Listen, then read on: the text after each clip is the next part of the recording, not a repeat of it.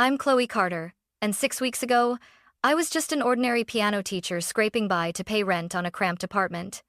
My life was simple, until one midnight phone call shattered everything. My grandfather, Henry Carter, a man the world knew as a billionaire tycoon but I knew as the only person who truly believed in me, had died in a horrific accident. The next morning, his lawyer summoned us. I walked into that office, expecting formality, maybe a small inheritance, never imagining what I'd hear. My grandfather had left me everything, $7 billion. The room went silent before exploding in rage. My parents' eyes burned with entitlement. My brother slammed his fist on the table. "That money belongs to us," they shouted. I said one word that sealed my fate: no. That night, they threw me out. By dawn, I was unlocking the gates to my grandfather's mansion, unaware of who was waiting inside. Before that night, my life wasn't glamorous. I wasn't rich, or powerful, or even noticed. I was just Chloe Carter, 26 years old, a piano teacher at a small music studio downtown. My days were filled with scales, clumsy beginner pieces, and the occasional prodigy whose fingers flew across the keys like magic. My salary barely covered rent, groceries, and the second-hand car I prayed wouldn't die on the highway. And yet, I wasn't unhappy. I found beauty in small things, the way a child's face lit up when they played their first song, the quiet evenings when I'd curl up with sheet music and practice until my neighbors banged on the wall. My parents, however, never understood. To them, success meant corner offices, expensive cars, and social connections. My passion for teaching music was just another reason for them to look at me with disappointment. The truth was, I had always felt like a stranger in my own family. My father, Richard Carter, a man obsessed with climbing corporate ladders, rarely spoke to me unless it was to criticize. My mother, Diane, cared more about keeping her place in the right social circles than asking how her daughter was doing. My brother, Ethan, was the golden child, spoiled, reckless, and somehow always forgiven. The only person who ever made me feel like I was enough was Grandpa Henry. From the time I was little, his mansion wasn't just a place of wealth, it was a sanctuary. I remember running through the marble halls, not caring about the priceless art on the walls, only about the way Grandpa's laughter echoed after me. On Sunday afternoons, he'd sit beside me at his grand piano, his fingers surprisingly agile for a man in his 70s. He'd lean down and whisper, "Chloe, money will buy you a piano, but it can't buy you music. That comes from here." He'd tap my chest where my heart beat fast. Those lessons went far beyond music. Grandpa taught me that wealth is a tool, not an identity. While my parents spent their lives showing off, Grandpa lived with quiet dignity. He drove the same black sedan for years, wore tailored suits that were older than me, and never once cared about impressing anyone. I spent more weekends at his mansion than at my own home. We baked cookies in the massive kitchen, played chess by the fireplace, and walked the garden where he pointed out roses he'd planted himself. He listened, really listened when I spoke about my dreams. Unlike my parents, he never rolled his eyes. Sometimes, I wondered if he knew I didn't belong with them, if he saw the way my mother flinched when I chose to stay at his house instead of going on family vacations. He never said it out loud, but in the way he smiled at me, I felt a promise. "One day, Chloe, you'll understand why I've kept you close." Back then, I thought it just meant he loved me. I didn't realize it was a warning, too. It was a Tuesday evening when the phone rang. I was grading practice sheets at my kitchen table, half listening to the creaks of my old apartment. When I saw the number on the screen unknown, I almost didn't answer. But something in my gut told me to pick up. "Miss Carter?" A man's voice, heavy and official. "This is Officer Daniels from the State Highway Patrol. I'm sorry to inform you that your grandfather, Henry Carter, was in a collision tonight. His vehicle was struck by a drunk driver. He didn't make it." The world blurred. My pen slipped from my hand, ink bleeding across the page. "Didn't make it?" My chest tightened, refusing to believe. My grandfather wasn't just alive, he was eternal. He was supposed to see me play at my students' recital next month. He was supposed to call me tomorrow to ask if I'd eaten. He couldn't be gone. But he was. The funeral was a blur of black clothes and empty condolences. The mansion that had once felt like a safe haven became a stage for hypocrisy. My parents took charge of everything, not out of love, but out of pride. They barked at the funeral director over flower arrangements, scolded the caterers for not bringing high enough quality hors d'oeuvre. My mother clutched her pearls and whispered loudly, "Can you believe he drove himself? A billionaire, and he still acted like a common man." My father stood stiff, jaw clenched, already calculating. His eyes weren't red from grief.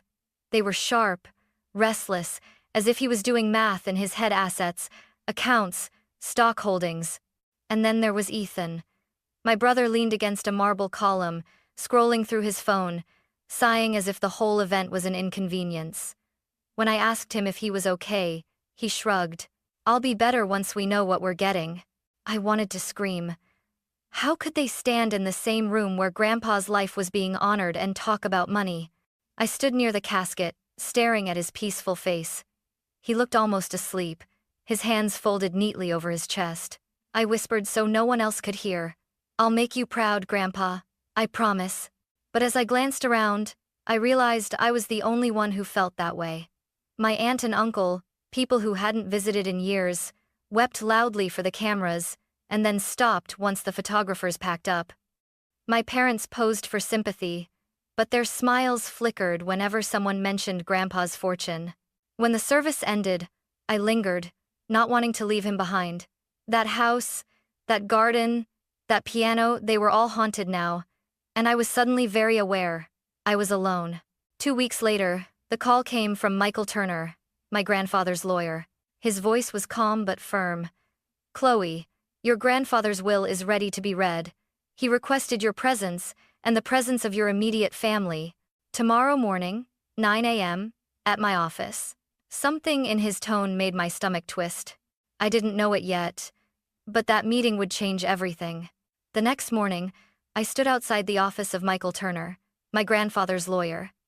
The building was an old converted Victorian house, its dark wood and stained glass windows casting long shadows. My palms were sweaty around the handle of my umbrella. It wasn't raining, but the sky hung heavy with gray. Inside, the air smelled faintly of leather and coffee. Michael greeted me with a solemn smile, his silver hair perfectly combed. "Chloe," he said softly, shaking my hand. "Your grandfather spoke of you often. He was proud." I swallowed hard. "Thank you." My voice cracked. Before I could say more, the door burst open. My parents swept in as if they owned the place. My father, Richard Carter, adjusted his expensive watch with a snap of his wrist. My mother, Diane, strutted forward in heels that clicked like gunshots against the hardwood floor. Behind them, my brother Ethan slouched in wearing sunglasses indoors. At 9 in the morning, his shirt half tucked, a smirk plastered on his face. "Let's get this over with," my father barked. "We all know how this goes. My father built the empire, and as his only son, I'll be managing it now." Michael's polite smile didn't falter, but I caught a flicker in his eyes. He gestured for us to follow him into a conference room, where a long oak table waited. I sat near him. My parents claimed the seats at the head, as if it were already theirs. Ethan sprawled carelessly across a chair, his sneakers on the edge of the table. Michael cleared his throat, adjusted his glasses, and opened a thick leather folder. Henry Carter was of sound mind when he updated his will last year. He underwent cognitive evaluations, and I was present for every signing. There is no question of his capacity. My father waved a hand impatiently. Yes. Read it," Michael began. "I, Henry Carter, being of sound mind and body, hereby declare this to be my final will and testament. To my beloved granddaughter, Chloe Carter, I leave the entirety of my estate, financial assets, real estate, investments, and holdings valued at approximately $7 billion. The words hung in the air like thunder. I froze, certain I had misheard. 7 billion? To me, the room exploded. What? My father shot to his feet so fast his chair toppled backward. His face was crimson, veins bulging in his neck. That's insane! He would never bypass me. My mother clutched the table as if it would save her from drowning. 7 billion to a girl who teaches piano? She doesn't know the first thing about handling money. Ethan ripped off his sunglasses and slammed his palm against the wood. Where's my cut? I need capital for my new startup. He promised me. Michael raised a hand calmly. Mr. Carter anticipated this response. He made it clear explicitly that his decision was intentional. He stated that his son and daughter-in-law had been provided for during his lifetime and that he wished his fortune to pass solely to Chloe. My father's fists trembled. Lies. You manipulated him, Chloe, didn't you? Whispered in his ear while he was old and confused. I shook my head, tears pricking my eyes. No, I didn't even know he was rewriting his will. I never asked him for anything. Michael reached for a remote and pressed a button. A large screen on the wall lit up, and suddenly there he was. My grandfather. He sat on his familiar leather chair, hands folded, his voice calm but firm. If you are watching this, it means I've passed. Richard, Diane, Ethan, I love you as family, but I can no longer ignore what you've become. Greed has blinded you. You see me as a wallet, not as a father, not as a grandfather. Chloe is different. She visits because she cares, not because she wants. She lives with integrity. She will carry my legacy with dignity. My mother gasped. Ethan muttered a curse under his breath. My father shouted at the screen. This is manipulation. He wasn't thinking straight. But Michael's voice cut through the chaos. The will is legally binding.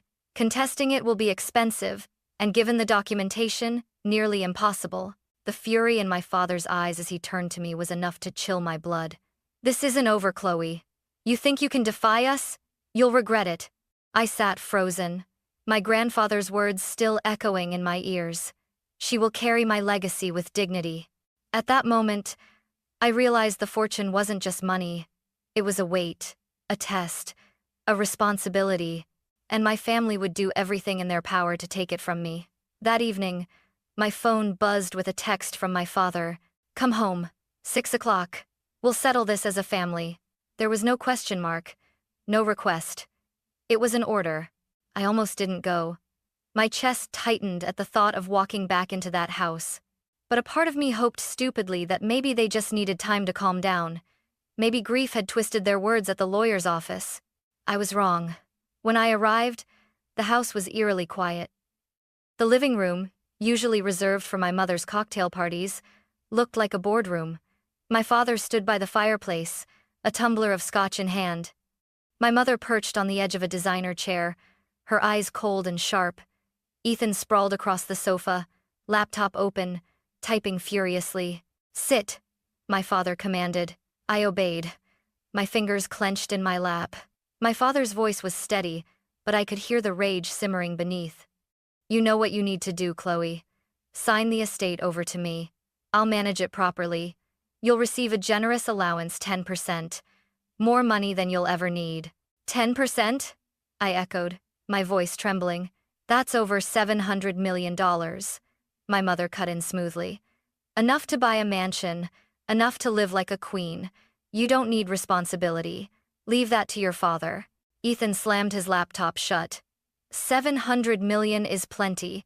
I need the rest for my company. Grandpa wanted me to succeed. Don't be selfish. The words pierced me like knives. Selfish? I whispered. Grandpa chose me because I wasn't like this. Because I didn't see him as a bank account. My father's face hardened. He stepped closer, looming over me. This isn't about choice. It's about family loyalty. Either you sign, or you walk out that door with nothing. Do you understand? The silence stretched. My heartbeat pounded in my ears. I thought of my grandfather, his laughter, his lessons, the way he told me money was just a tool. I thought of the way he smiled when I played piano, not because I was perfect, but because I was me. I lifted my chin. No, the room erupted. My mother shot to her feet, her voice shrill. You ungrateful little brat. After everything we've done for you, private schools, lessons, a roof over your head, you dare defy us? Ethan sneered. Enjoy being rich and alone. You'll come crawling back once you realize money can't hug you at night. But it was my father's words that cut the deepest. His voice dropped to a dangerous whisper. If you walk out of this house tonight without signing, Chloe, you are no longer my daughter. Don't come back. Don't call. Don't expect a single ounce of help. You'll be dead to us." My breath caught. A part of me wanted to cry, to beg him to take it back. But another part of me, the part my grandfather had nurtured, stood firm. "I guess I've been dead to you for years," I said quietly. "You never saw me. You only saw what you wanted." My father's face twisted with fury.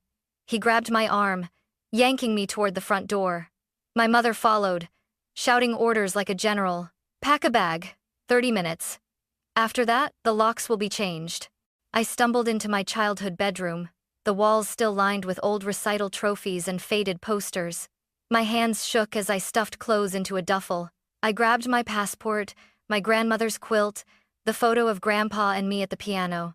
Everywhere I looked, I saw ghosts of the girl I used to be, of the family I thought I had. When I returned to the hallway, my father was waiting, arms crossed, eyes cold. He opened the front door and gestured outward. Out. The night air was icy as I stepped onto the porch. My bags felt heavier than they were. My mother's voice followed me out. "You'll regret this, Chloe. Money won't keep you warm. Family is forever." I turned, my voice steady despite the tears in my eyes. "Then why did you just throw me away?" The door slammed shut behind me, and just like that, I was homeless. But I wasn't defeated. In my pocket was a small brass key engraved with my grandfather's initials. The key to his mansion. The one place left that felt like home. I gripped it tightly. If they thought they could strip me of everything, they were wrong. This was just the beginning. The drive to my grandfather's estate felt longer than it was. My old sedan rattled along the dark road, headlights cutting through the mist. My duffel bags were piled on the passenger seat, but the only thing I clutched was the small brass key. My grandfather had pressed it into my hand last year with a wink. "Someday you might need this, Chloe." I never imagined he meant now. When the iron gates of the Carter estate came into view, my chest tightened. They rose like sentinels against the night, tall and unyielding, with the family crest carved into the center. For a moment, I hesitated. Could I really cross that threshold without him here? Would the house feel hollow without his laughter? But then I remembered the slam of my parents' front door, the finality in my father's voice. I had nowhere else. This mansion was all I had left. The key slid into the lock with surprising ease. The gates creaked open, and I drove up the winding driveway, lined with old oaks whose branches seemed to bow in welcome. When the mansion came into view, my breath caught. Its windows glowed softly, as though the house itself had been waiting. I parked in the circular drive and climbed the steps to the front door. My hand trembled as I turned the key. The lock clicked, the door swung open, and the scent hit me instantly. Lemon polish and cedarwood, the same smell I'd known since childhood. I stepped inside. The grand foyer stretched before me, marble floors gleaming under the chandelier. My shoes echoed loudly, as if the house were aware of my intrusion. I half expected my grandfather to appear at the top of the stairs, scolding me for being late for Sunday dinner. But the silence was deafening. "Miss Chloe." I jumped, nearly dropping my bag. A figure emerged from the shadows, a tall man with silver-streaked hair, dressed in a neatly pressed uniform. Recognition flooded me. "Robert?" My voice cracked. "Robert Hayes?" He smiled faintly, lines deepening around his kind eyes. "Yes, miss. I've been with your grandfather for over 25 years, and now," his gaze softened, "I suppose I'm with you." Emotions swelled in my throat. I thought everyone would be gone. I thought I'd be alone. Robert shook his head firmly. "Mr. Carter anticipated trouble. He told me, if anything happens, you protect Chloe. She is the true heir." He left detailed instructions. Tears pricked my eyes. Of course he had. My grandfather was always 5 steps ahead. Robert led me into the study, where the fire was already crackling. "I keep the house running," he explained. "Your grandfather insisted it remain ready, no matter what. He said one day you might need sanctuary here." I sank into one of the leather chairs, the flames warming my chilled skin. For the first time all night, I felt the weight of safety, but it was fleeting. "What happens now, Robert?" I asked quietly. "My family, they won't let this go. They already threaten me." His expression darkened. "They came here once, after the funeral, tried to take things, jewelry, documents. I stopped them, but Mr. Carter knew they'd be back. That's why he prepared. You'll see tomorrow. Tomorrow? Robert nodded. Mr. Turner, the lawyer, will visit. There are files, recordings, even letters your grandfather left for you. He built a wall of protection around you, Chloe, but you must stand firm. I leaned back, clutching the quilt I'd carried from my childhood bedroom. The house hummed with life around me, the ticking of the grandfather clock, the crackle of the fire, the faint whir of security cameras I hadn't noticed before. For the first time since the will reading, I felt something stronger than fear. Resolve. If my family wanted war, they would find I wasn't alone. My grandfather's mansion wasn't just a house. It was a fortress, a legacy, and I was ready to defend it. That night I slept in the guest room I'd always used as a child. The sheets were freshly laundered. A book I'd left months ago still sat on the nightstand, bookmark tucked neatly inside. It was as if my grandfather had known I'd return not as a visitor, but as the one who belonged. I woke the next morning to the sound of voices downstairs. For a moment, I panicked. Had my family already found me? I grabbed my phone and crept to the landing, only to see Robert at the front door, speaking calmly to a familiar figure. "Miss Chloe," Robert called gently. "It's Mr. Turner." Relief washed over me. Michael Turner stepped inside, his briefcase in hand, his face serious but warm. He looked around the mansion as though he'd been here countless times. "Your grandfather trusted me with more than his will," he said, setting his case on the dining table. "He trusted me with you." I followed him into the study where sunlight spilled across the mahogany desk. He opened the briefcase and withdrew a thick envelope, sealed with my grandfather's initials. "He wrote you letters," Michael explained. "Guidance, instructions, and warnings." My hands trembled as I broke the seal. Inside were neatly typed pages, each one signed in my grandfather's steady hand. "Chloe," the letter began, "if you are reading this, then I am gone.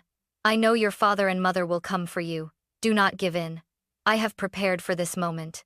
Tears blurred my vision, but I kept reading. "You will not stand alone. I have gathered people who care for you, people who will protect you when blood turns against you. Trust them as you trusted me." As if on cue, Robert reappeared with a guest. A woman in her 50s, dressed in a simple cardigan, carrying a folder of documents. "This is Dorothy Reynolds," Michael said. "Your grandfather's housekeeper for over 20 years. She's practically family." Dorothy's eyes welled up as she hugged me. "Oh, Chloe, you look just like your mother did when she was young before greed hardened her. Your grandfather adored you." She laid the folder on the table. "These are journals. Your grandmother kept them, records of every visit, every demand your father made, every kindness you offered. They prove why your grandfather made his decision." I flipped through one. My grandmother's handwriting danced across the page. "Richard came again, asking for money. When we said no, he stormed out. Chloe arrived later with soup. She stayed until Harold's fever broke." Every entry was like a knife and a balm, at once painful proof of my parents' neglect, but undeniable validation of my bond with my grandparents. Before I could absorb it, another knock came at the door. Robert returned with a tall woman carrying a laptop bag. "This is Rosa Martinez," Michael introduced. "Your grandfather's business partner. She knows Alexander Logistics inside and out." Rosa gave me a firm handshake. "Your grandfather left me instructions to help you understand the company. He wanted you to know not just where the money came from, but how to protect the people who built it with him." She opened her laptop and displayed spreadsheets, charts, and notes. "This isn't just about fortune. Hundreds of employees depend on this empire. He trusted you to uphold his values." Another wave of emotions surged through me. I wasn't just inheriting money, I was inheriting lives. By midday, more allies arrived. George Patel, the investment advisor who had managed my grandfather's portfolio for decades. He brought binders full of transparent records, showing just how carefully my grandfather had planned. Carlos Ramirez, the estate manager who had overseen maintenance of the grounds. He revealed updated security footage cameras my grandfather had ordered installed after suspecting my father's interference. Judge David Harrison, a family friend, who greeted me with a solemn nod. "Your grandfather asked me to act as a neutral witness if disputes arose. I will not let his wishes be twisted." The room filled with voices, papers, evidence. For hours, they explained everything my grandfather had done to prepare. Every detail, every precaution, was like a thread woven into a net designed to catch me if I fell. When the last binder was closed, I sat back, overwhelmed. He knew this would happen, I whispered. Michael placed a hand over mine. Yes, and he trusted you to be stronger than them. Robert straightened his shoulders. Your father came here after the funeral, tried to take jewelry and documents. He won't stop. He'll come back, and he'll bring the others. But this time, Chloe, you'll be ready. The fire crackled in the hearth. I looked around the room at the faces loyal, determined, united. They weren't my blood, but in that moment, they felt more like family than anyone I'd ever known. I wiped my eyes and stood. If they want to come for me, let them. I won't run. I won't give up what Grandpa entrusted to me. Dorothy's hand squeezed mine. That's the spirit. He'd be proud. That night, I lay in the master bedroom, staring at the carved ceiling beams. For the first time, I understood the full weight of my inheritance. It wasn't just about surviving my family's rage. It was about protecting everything my grandfather built and proving I was worthy of his trust. And deep down, I knew tomorrow would bring the first true test. The morning air was heavy, almost electric, as though the world itself was bracing for a storm. Robert had stationed himself near the front door, shoulders squared like a soldier awaiting battle. Dorothy bustled in the kitchen, her movements calm but deliberate, as if baking muffins could soften the edges of war. By 9 o'clock, the mansion was alive with allies. Michael spread documents across the dining table, highlighting legal clauses and signatures. Rosa set up her laptop, projecting financial charts that proved how carefully Grandpa had managed the empire. Judge Harrison sat near the fireplace, his presence alone radiating authority. I stood at the center of it all, heart pounding, palms slick. "They're coming," I whispered. As if summoned by the words, tires crunched over gravel. Multiple cars pulled into the driveway sleek, expensive vehicles gleaming like predators. My stomach lurched. The pounding on the front door rattled the chandelier. "Open up, Chloe," my father's voice boomed. "You've had your fun, but this is over." Robert glanced at me. I nodded, forcing my breath steady. He unlocked the door and swung it wide. My family spilled inside like a flood. My father led the charge, his face red, veins bulging. My mother swept in behind him, lips pursed in disdain. Ethan dragged his feet, but his eyes burned with greed. "This is still our house," my father barked. "You have no right to shut us out." I stood tall, though my knees trembled. Grandpa gave this to me. Legally, morally, every way that matters. Ethan sneered. "Don't play innocent. You manipulated him. He wasn't thinking straight. Everyone knows $1 billion empire belongs to the family, not some broke piano teacher." Michael rose calmly, holding up a folder. Actually, Henry Carter anticipated these accusations. He left written and video statements clarifying that Chloe was of sound character and that his decision was deliberate. Contesting this will would be futile.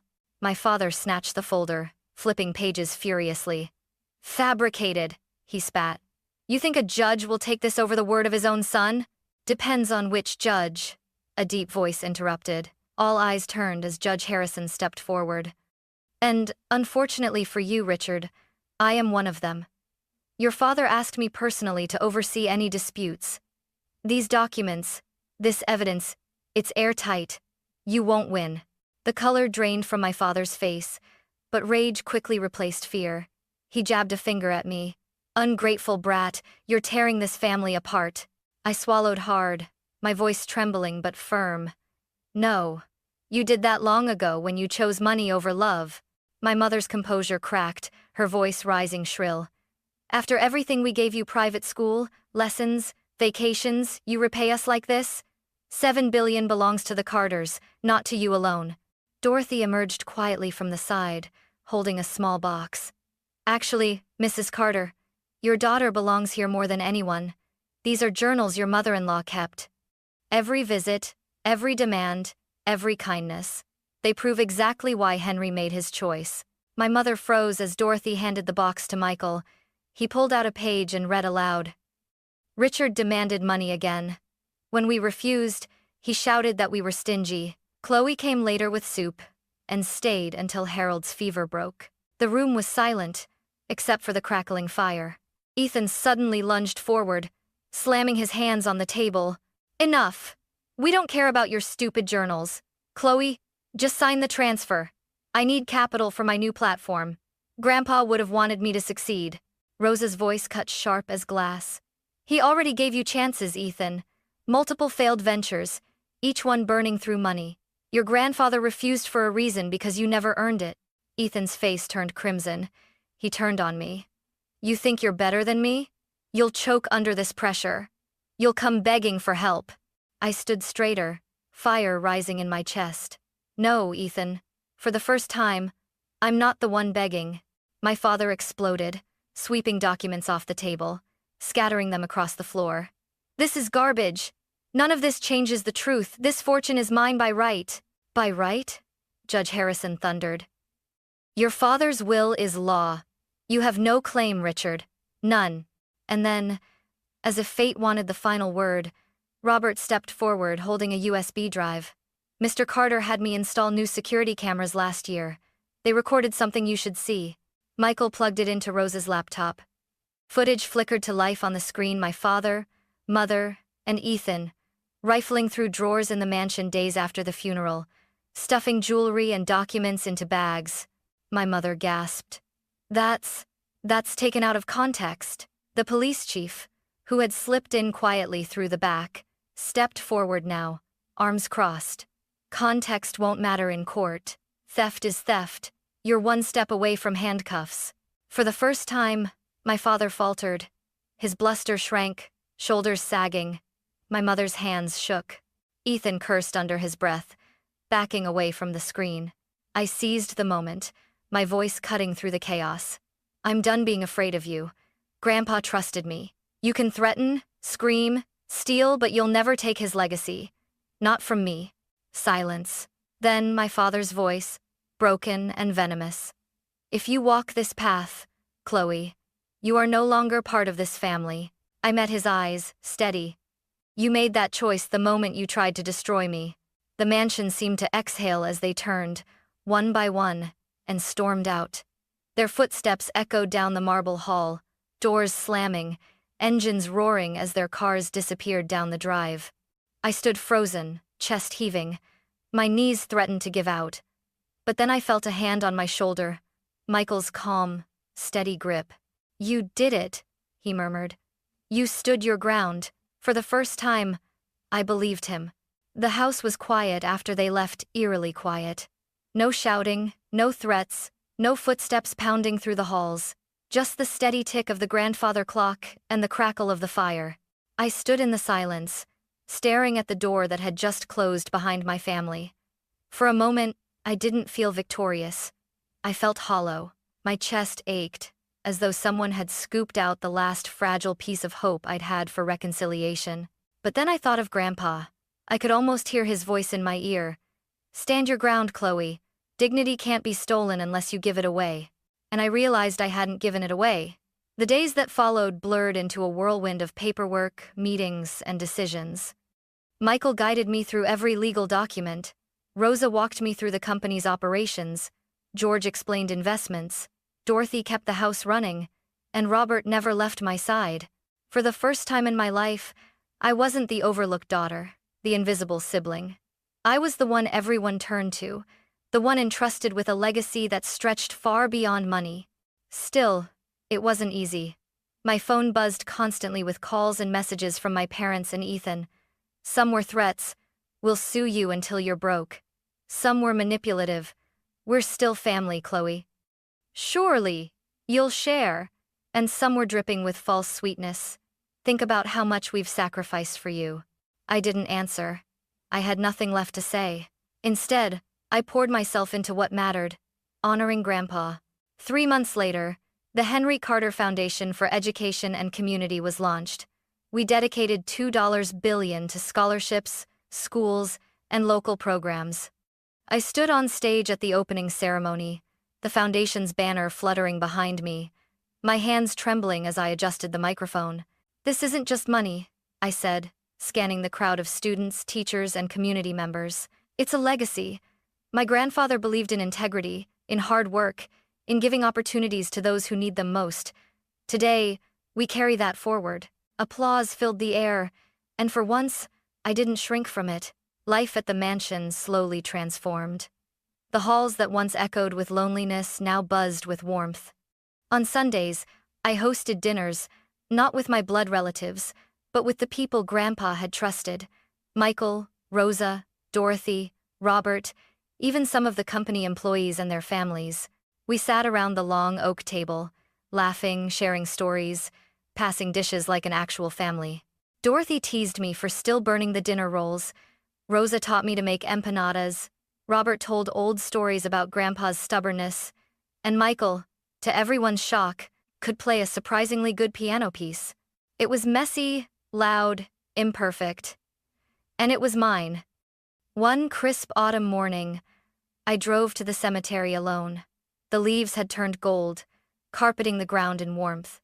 I carried a bouquet of white lilies, Grandpa's favorite, and knelt beside his grave. For a long time, I just sat there, staring at the carved letters. Henry Carter, 1935, 2023. A legacy of integrity. "Hi, Grandpa," I whispered, my voice catching. "I hope you can see me. I hope you're proud." The wind rustled through the trees, and I took a deep breath. I'm trying my best. The foundation is helping kids, hundreds of them. Some will be the first in their families to go to college. Your employees are taken care of. The company's still thriving. And I think I finally understand. It was never about the billions, was it? It was about the values behind them. About using wealth to build, not to destroy. Tears blurred my eyes, but I smiled through them. I promise I'll keep carrying that forward. I won't let your name or your trust be wasted. A gust of wind swept across the cemetery, scattering leaves around me. For a moment, it felt like an answer. That night, as I sat at the grand piano in the mansion, my fingers moving across the keys, I felt something I hadn't felt in a long time. Peace. Yes, my blood family had turned their backs on me. Yes, they had tried to break me. But I wasn't broken. I had built something new, something stronger, a family of choice, a mission bigger than myself. And I knew this was only the beginning. Because the true inheritance wasn't the $7 billion sitting in accounts or investments. It was the fire inside me, the determination to live with integrity, to protect what mattered, to carry forward the lessons of a man who had been more than a billionaire. He had been my hero, my teacher, my safe place, my grandfather. And as I played the last note, the sound echoing through the mansion he had once filled with laughter, I whispered into the quiet, "I'll never let you down."